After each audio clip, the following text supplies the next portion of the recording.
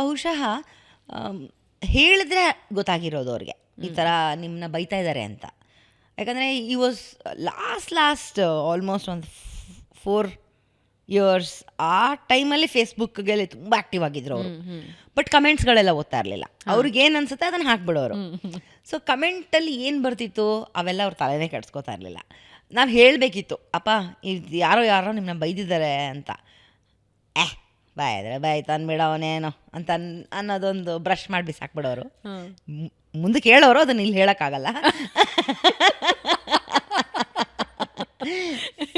ಹಾಗಾಗಿ ವಿಮರ್ಶನೆಗಳನ್ನು ಅವರು ಯಾವತ್ತೂ ಸ್ವಾಗತಿಸಿದವ್ರೆ. ಅಂದರೆ ಬೈಸ್ಕೊಳ್ಳೋಕ್ಕೂ ಸಿದ್ಧ ಆಗಿದ್ದರು, ಮತ್ತು ಹೊಗಳಿಸ್ಕೊಳ್ಳೋದಕ್ಕೂ ಎಷ್ಟು ಬೈಸ್ಕೊಳ್ಳೋಕೆ ರೆಡಿ ಆಗಿದ್ರೋ ಅದಕ್ಕಿಂತ ಜಾಸ್ತಿ ಹೊಗಳಿಸ್ಕೊಳ್ಳೋಕೆ ಕಡಿಮೆ ರೆಡಿ ಆಗಿರ್ತಿದ್ರು.